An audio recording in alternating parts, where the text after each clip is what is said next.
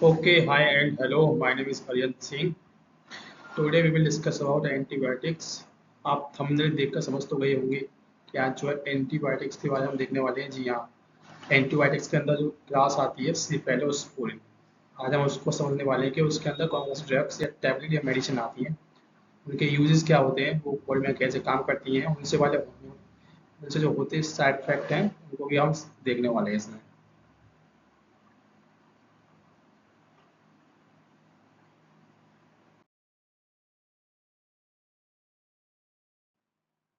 तो सेफेलोस्पोरिन समझने से पहले हम समझ ही लेते हैं कि एक्चुअली एंटीबायोटिक्स क्या होती है। They are the chemical substance obtained from microorganisms that kill or inhibit the growth of microorganisms at a very low concentration. Pasteur and Jobert were the first to identify that organisms could destroy other microorganisms.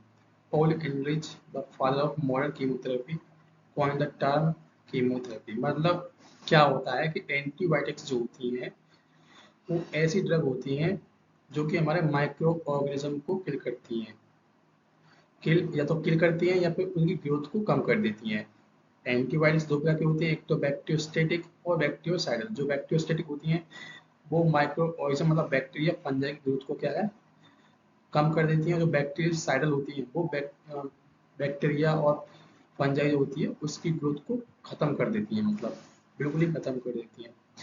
ये जो antibiotic है ये पहले सबसे पहले जो हमारे posture ने लुइस पास्चर ने और जोबर्ट ने आइडेंटिफाई की थी। मतलब जो एक माइक्रो ऑर्गेनिज्म है उसका सब्सटेंस दूसरे माइक्रो ऑर्गेनिज्म को किल करने के लिए यूज किया था। जो फर्स्ट एंटीबायोटिक डिस्कवर की गई थी वो थी भाई पेनिसिलिन।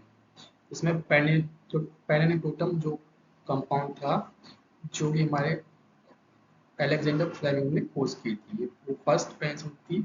पेंसिल क्लास भी मैं लेके आऊंगा, लेकिन फिलहाल मैं सिफेलोस्पोरिन लेके आऊंगा क्योंकि ज़्यादा यूज होती है। पेंसिल भी मैं लेके आऊंगा।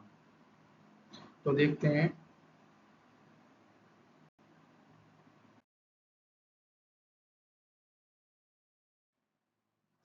कीमोथेरेपी समझ लेते हैं। एक्चुअली कीमोथेरेपी क्या है?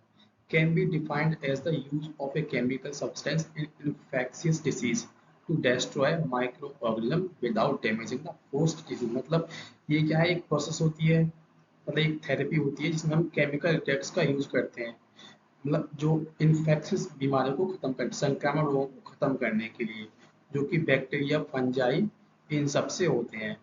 हम कीमोथेरेपी पे इस तरह से यूज करते हैं कि वो बॉडी जो है होस्ट की बॉडी या फिर जो पेशेंट की बॉडी है उस पर लेस इफेक्ट आए। देखते हैं कि एंटी माइक्रोबियल एजेंट्स क्या होते हैं।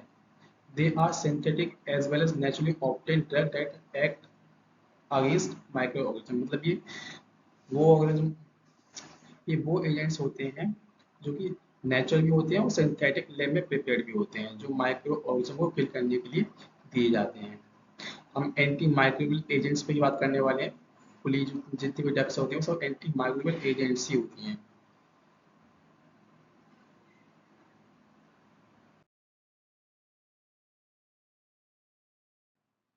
एंटी माइक्रोबियल एजेंट्स जो होते हैं वो हमारे दो प्रकार के होते हैं, जो मैं पहले भी बताया था कि बैक्टीसाइडल एजेंट्स और बैक्टीरियोस्टैटिक एजेंट्स। मतलब एंटीबायोटिक्स जो हमारी दो प्रकार की होती हैं, एक तो होती है बैक्टीसाइडल और दूसरी होती है बैक्टीरियोस्टैटिक। जो बैक्टीरियोसाइडल होती हैं वो किल और डेस्ट्रॉय माइक्रो ऑर्गेनिज्म, मतलब या तो जो हमारा बैक्टीरिया फंजाई है उसको मार ही देंगे पूरी तरह से।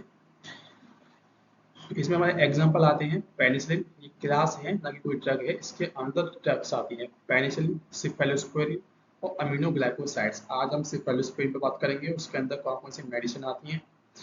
सेकंड जो हमारी क्लास है बैक्टीरियोस्टैटिक एजेंट्स।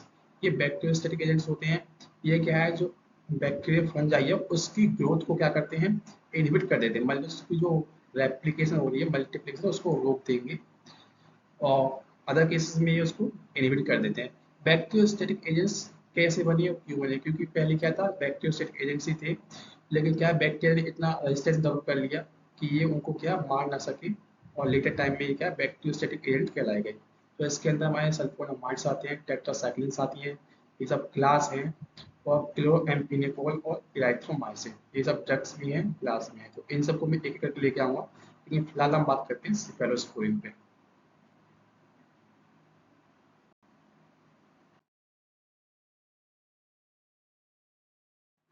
तो सेफेलोस्पोइन पे चलने से पहले समझ लेते हैं कि सेफेलोस्पोइन के अंदर कौन कौन सी क्लास, सॉरी कौन कौन सी मेडिसिन आती हैं, किस किस सब क्लास के अंडर। तो ये हमारी 4 क्लास में डिवाइड है सेफेलोस्पोइन। पहली first generation, second generation, third generation और फोर्थ जनरेशन। फर्स्ट जनरेशन में हम देखते हैं कि ओरल और पेरेंटल दी जाती है। ओरल में हमारी सिफ्लैक्सिन और सिप्रोक्सिल, पेरेंटल हमारी सिप्रोजोलिन। सेकेंड जनरेशन के अंदर आती है हमारी oral parental, same oral parental सभी में है, तो इसमें सीफैक्लर और सिफ्लॉक्सिन और सेप्रोजिल। पेरेंटल हमारे सिप्रोक्सिन और सिप्रोक्सिटिन। थर्ड जनरेशन में हमारी आती है ओरल। ओरल के अंदर सिपेक्सिन और हमारे आते हैं सेप्टिनाइन और सेप्टुविटिन। ये सब क्या हमारी ओरल के अंदर आती हैं। पेरेंटल के अंदर में कौन सी आती हैं, सिपोटॉक्सिन, सेप्टाइजोन, सेप्टिजॉक्सिन और सेप्टाजिडाइन और सिपोप्राजोन। फोर्थ जनरेशन हमारी सिर्फ पेरेंटल आती है, जिसमें है सिपिम्पाइन और सेपिरोपिन। आपने ये सब नाम सुने होंगे, सिपेक्साइम वगैरह, ये सब डॉक्टर्स के पास जब अपने किसी स्थानीय डॉक्टर पे जाते होंगे तो वहाँ ये सब आपने नाम सुने होंगे, सिपेक्साइम, सेप्टाइजोम। ये सब क्या है, हैवी बैक्टीरियल इन्फेक्शन के लिए दिए जाते हैं, जब कोई अदर एंटीबायोटिक काम नहीं करती तब ये सब दी जाती है बुखार वगैरह कंट्रोल करने के लिए। और भी आई इन्फेक्शन, रेस्पिरेटरी इन्फेक्शन का जो गले में थ्रोट में इन्फेक्शन होता है उन सब के लिए दी जाती है। तो वो सब भी हम देखने वाले हैं। ये इसका क्लासिफिकेशन था जो आप समझ गए होंगे कि कौन कौन सी ड्रग्स के अंदर आती है सिफेलोस्पोइन के अंदर। ये क्या है, एंटीबायोटिक क्लास है, मतलब एंटीबायोटिक ड्रग्स हैं, और ये एंटीबायोटिक की सिफेलोस्पोइन क्लास है।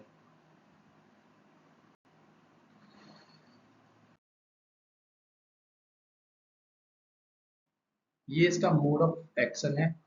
ये क्या है, एक फ्लो चार्ट के फॉर्म में दिया है, इसे समझ लेते हैं। Inhibit transpeptidase, prevent peptidoglycan synthesis, cell wall deficiency form, autolysis and select. ये तो एक फ्लो चार्ट था, मैं आपको इसको समझाता हूँ कि क्या होता है मोड ऑफ एक्शन ऑफ ए सेफेलोस्पोइन।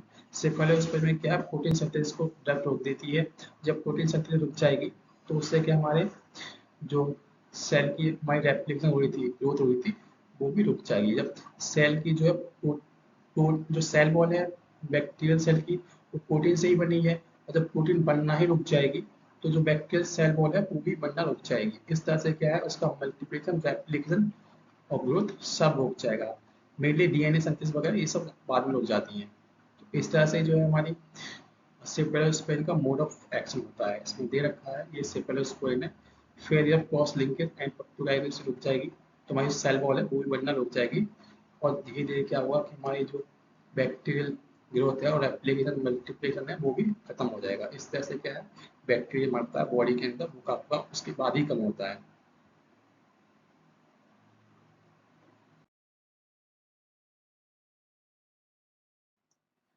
ये यहाँ पे मैं डिफरेंट डिफरेंट टैबलेट्स के कुछ यूजेस लेके आया हूँ, और कुछ मेन यूजेस भी है, जैसे देख लेते हैं। फ्रेंजाइटिस, टॉन्सिलिटिस, ब्रोंकाइटिस, मतलब ये जो अस्थमा वगैरह पेशेंट की इन्फेक्शन हो जाता है, अस्थमा पेशेंट जो होते हैं उनकी इन्फेक्शन ज़्यादा उसमें यूज होती है। निमोनिया में यूज होती है ये यूटीआई, यूरिनरी ट्रैक्ट इन्फेक्शन, जो लेडीज़ में ज़्यादातर पाया जाता है और आजकल बहुत कॉमन है ये यूटीआई, इसमें यूज होती है। स्किन डिसीज में यूज होती है, बोन इन्फेक्शन में यूज होती है, सेप्टोजिन मेनली और सेप्टाइजोन हैव ए गुड एंटीसाइन टू बोन।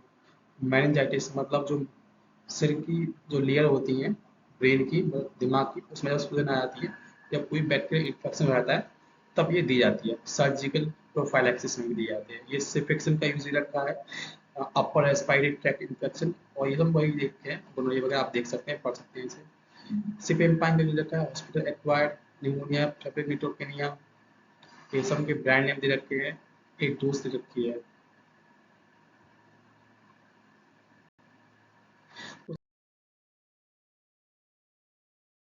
एडवर्स इफेक्ट, जब हम इतने हैवी एंटीबायोटिक ले रहे हैं तो उसके कुछ एडवर्स इफेक्ट भी होंगे, तो वो भी देख लेते हैं। इससे होने वाले कॉमन एडवर्स इफेक्ट हमारे ये हैं: diarrhoea, nausea, rash, electrolyte disturbance, pain and inflammation at injection site. ये सब इसके एडवर्स इफेक्ट हो गए।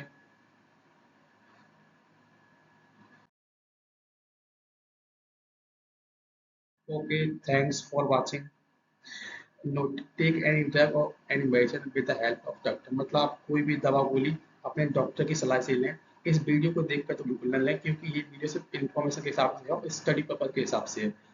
मेरे पास ना तो कोई क्लिनिकल यूज एक्सपीरियंस है, ना इसकी ज़्यादा प्रैक्टिस है, तो आप इस वीडियो के हिसाब से ना लें या डॉक्टर के पास ही जाएँ। हाँ, आप इतना भी से समझ सकते हैं कि कौन सी ड्रग क्या होती है। आप जान गए होंगे कि सिफेक्सिम्बरा ये सब क्या होती है। और ये जो ये वीडियो है ये एकदम लेक्चर के हिसाब से फॉर्मेट की गई है। Thank you, thanks for watching.